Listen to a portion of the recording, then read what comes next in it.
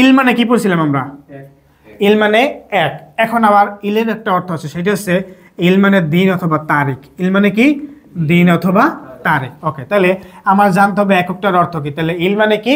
দিন অথবা তারিখ। এবার জানতে হবে কোন কোরিয়ার একক। কোন কোরিয়ার একক? সাইন কোরিয়া। কোন কোরিয়া?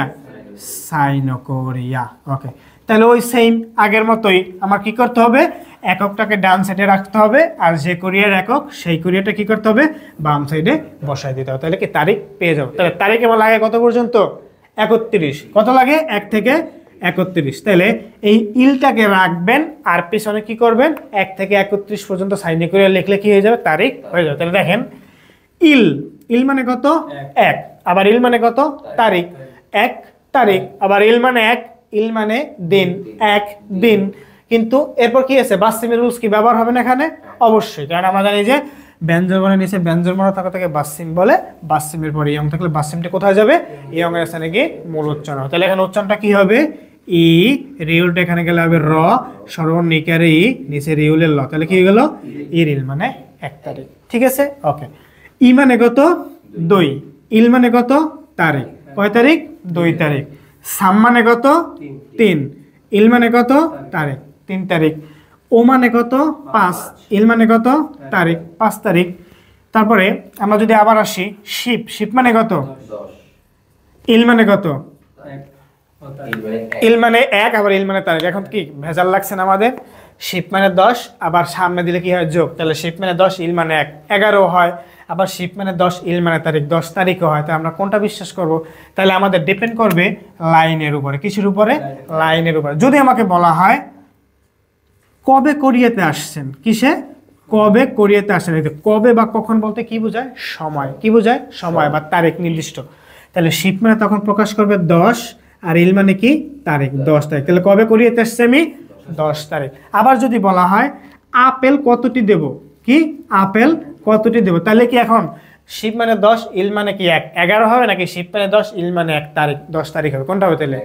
11 হবে। তাহলে যদি বলা হয় সংখ্যার ক্ষেত্রে তাহলে শিব ইল মানে 11, যদি বলা হয় তারিখের ক্ষেত্রে তাহলে শিব ইল মানে 10 তারিখ। এখন যদি আমার বলা হয় 11 তারিখই আমি লিখবো, তাহলে আমাকে কি করতে হবে?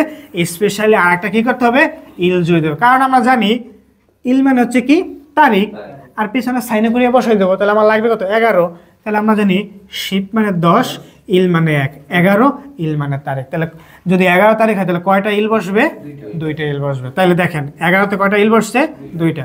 আবার যদি আমাকে বলা হয় 21 তারিখ, তখন কয়টা ইল বসবে? 2টা, কারণ এই আলাদা একটা তারিখের ইল বসাতে হবে। তাহলে দেখেন ইশিপ, ইশিপ মানে কত? 20। ইশিপ মানে কত? 20। ইল মানে কত? 21। আবার আমি যদি বলি ইশিপ মানে 20, ইল মানে তারিখ, 20 তারিখও হয়। আপনারটাও সঠিক, আমারটাও সঠিক। কিন্তু যদি স্পেশালি 21 তারিখ লাগে তাহলে আমার কি করতে হবে? আর একটা ইল দিতে হবে। তাহলে আমি আর একটা ইল দিয়ে দিলাম। তাহলে ইশিপ মানে 20, ইল মানে 21, আবার ইল মানে কত? তারিখ, 21 তারিখ। আবার যদি আমাকে বলা হয় 31 তারিখ লিখতে, তাহলে আমার কি লিখতে হবে? সামশিপ। সামশিপ মানে কত? 30, ইল মানে 31, আবার ইল মানে তারিখ। তাহলে কত তারিখ? 31 তারিখ। ওকে, তাহলে ইল মানে দিন বা তারিখ, এককের অর্থ পেয়ে গেছি। কোন কোরিয়ার একক? সাইন কোরিয়া। আমরা কি করব?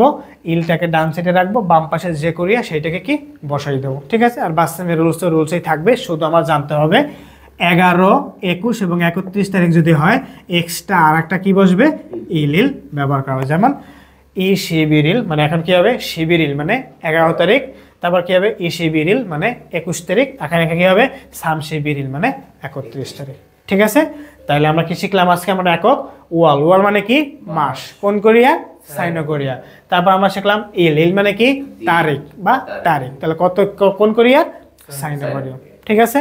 ওকে, তাহলে আমরা কি শিখলাম এবার? মাস এবং তারিখ।